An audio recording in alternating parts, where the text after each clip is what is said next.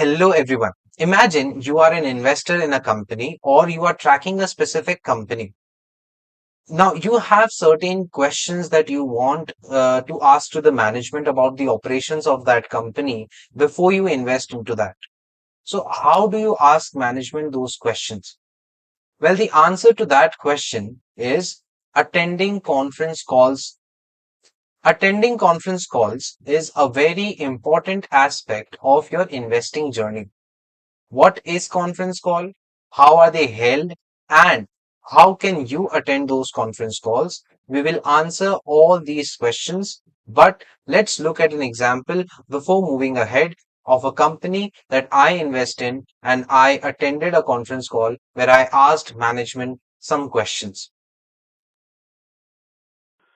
The next question comes from the line of Prashant Kothari from Stock Market Read. Please go ahead.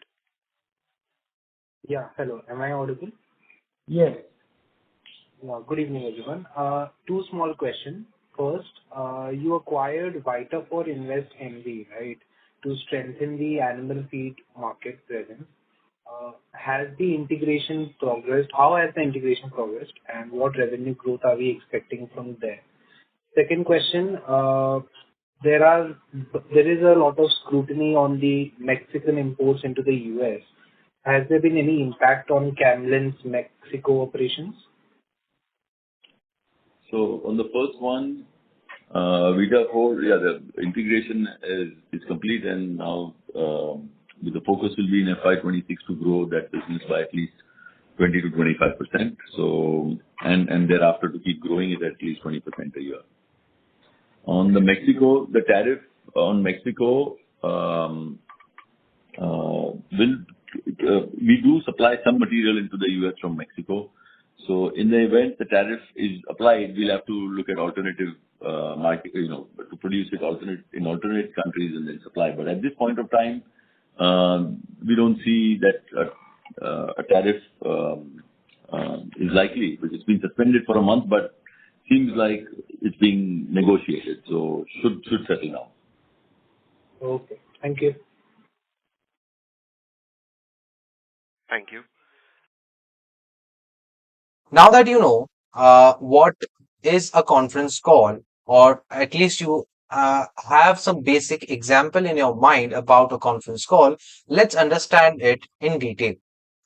Conference call is basically a call that is held by the management to give updates about the results of the company, about the operations of the company, and to answer all the questions that the analysts, the investors, or the people who are tracking the company might have.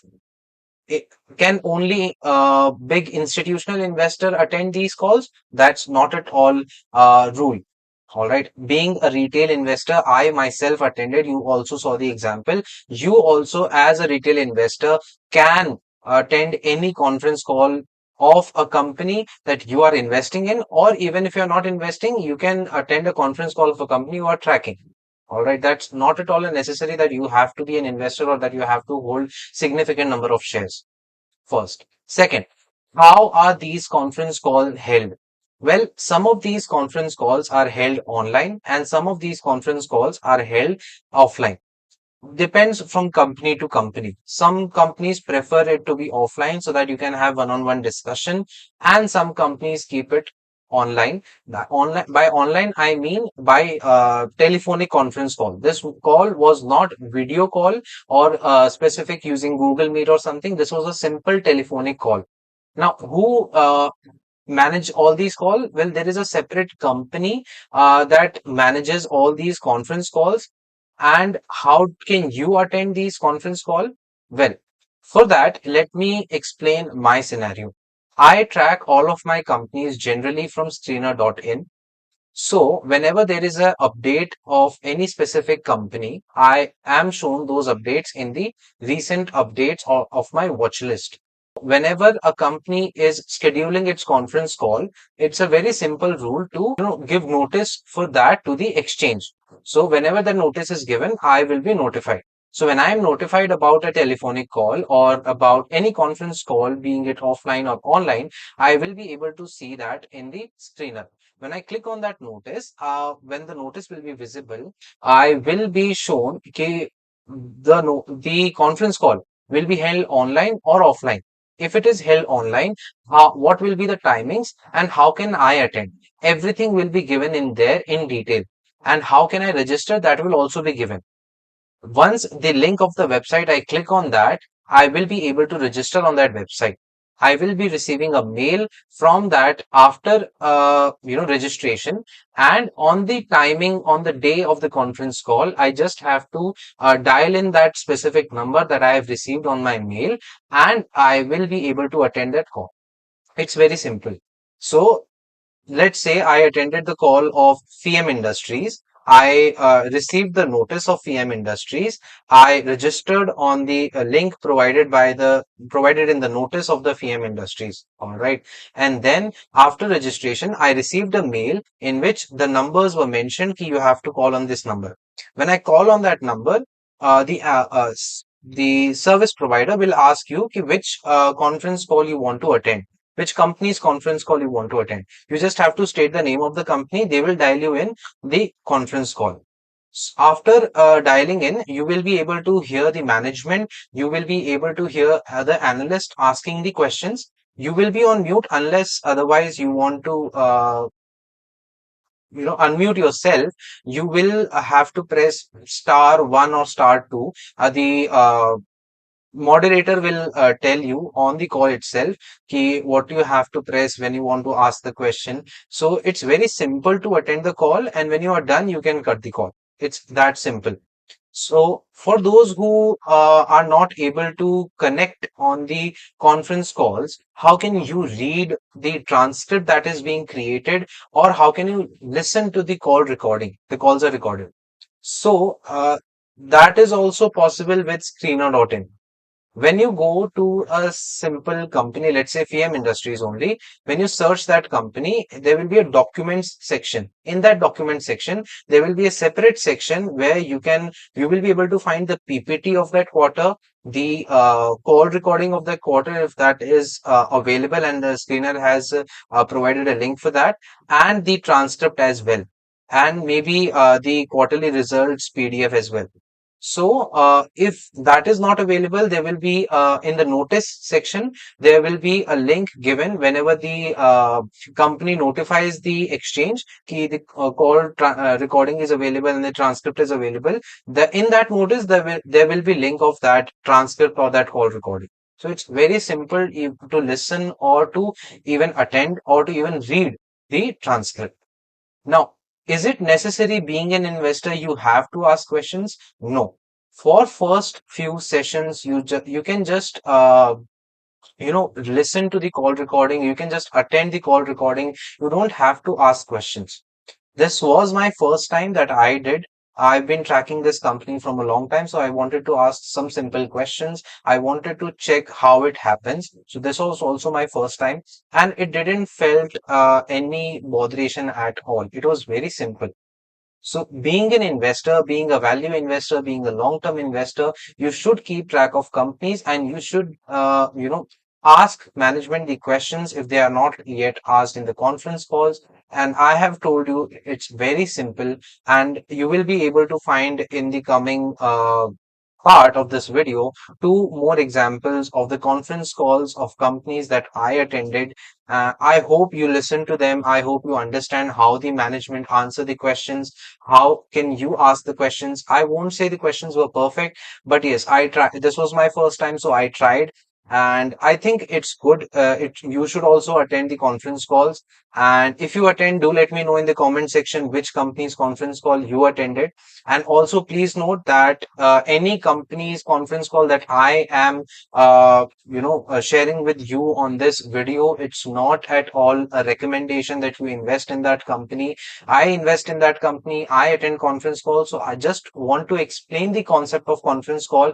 What is that? And any company that I am discussing in here, or you might hear about the name of any company, that's not a recommendation at all. I am not a SEBI registered analyst.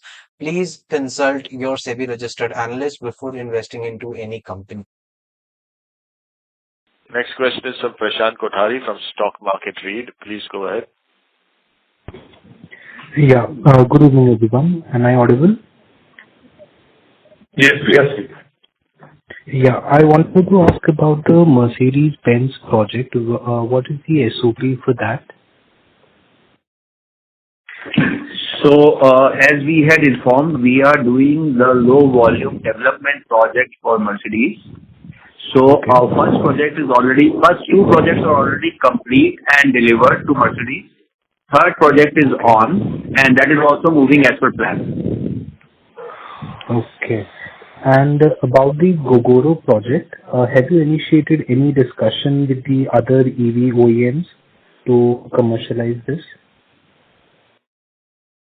No, we just explained that there is the transfer of technology process is pending, and once Mm-hmm. that is completed, only then can we start that discussion with other areas. Okay. Yeah. Thanks a lot. Thank you. Next question is from Prashant Kothari from Stock Market Read. Please go ahead. Hello, am I audible? Yes. Yeah, just a follow-up. With the recent fluctuations in the raw material cost, particularly for plastic and electronic components, uh, how are we handling the price pass-throughs with the OEM? And has there been any delays or pushback in passing on the cost increase? There is a very defined process in terms of handling these, sometimes escalations or changes that happen, because we have to work very, very closely with OEM on every component. Everything is transparent. So, as we've explained in the past also, ours is a pass-through process. Any changes is passed through on a quarterly basis. So any impact on any changes will come through with discussions with OEM on a quarterly basis. It is an auto process which will happen. So no impact on us on any of the any changes that may happen in raw materials. Okay. Thanks a lot. Our first question comes from the line of Prashant Kothari from Stock Market Read. Please go ahead. Yeah, good evening, everyone. I have a few questions. First, in Q2, the EBITDA margin stood at around 21.4%, and in Q3, we see an improvement to around 23.5%. What are the key cost efficiencies or the revenue mix changes that are driving this? Yeah, Prashant. So the revenue mix has a direct implication on the positive flip which we have achieved in the EBITDA margin for the third quarter. If you see over the last 3 quarters, we have seen the contribution from project revenue coming down, which is basically reflecting the construction phase of the company getting over. So once the construction phase has got over, what we are seeing today is the core operating revenue getting reflected in our reported numbers. That is why you are seeing a significant shift in the margin profile from a lows of 20% to around 23.5% that we have just reported. Okay. And second question, in Q2, the guidance for 78 crore CapEx in FY25 was given, and plan to be debt-free was also given in 5 years if there are no new large projects, right? So given the cash flows generated in Q3 and the upcoming project investments, do you still expect to stay on this trajectory? Yeah, as of today, we don't see any change to revisit our assumptions over here. So we will still be looking at the same similar capex and the growth rate over the next couple of years. Okay. And last question, what scale of revenue collection do you foresee from the EPR segment in the next 2 to 3 years? We have right now applied for EPR, wallet for plastics, and it's already our application is already filed with CPCB, Central Pollution Control Board, and but we will update you maybe next quarter when there is more clarity in terms of how many credits we have got. Okay. Okay. So by next year, should we expect these approvals to be received? We will at least have clarity in terms of how many credits we have got, and then we will go in go in the market. Because these are still early days for the EPR from the plastics. Let's explore them, and we also expecting the policy and the business to evolve over a period of time. Okay. One last additional question, please. Your PCMC WT plant has achieved 76% PLF in Q3 almost, which is above industry average. Congratulations on that. With discussions ongoing for a much larger WT plant at the Kanjur mark, what are the expected capacity and timelines for that? So, BMC in their recent budgetary speech, the commissioner has announced the waste to energy plant in Kanjur. I think in the last call we also mentioned that we submitted a proposal to BMC for the same. We are looking at a capacity of almost 3,000 tons per day. Okay. Almost 4 to 5 times that of the PCMC plant. So it will take 2 to 3 years at least for the construction? Yes. Okay. Okay. Thanks a lot. Thank you. Thanks a lot for watching this video.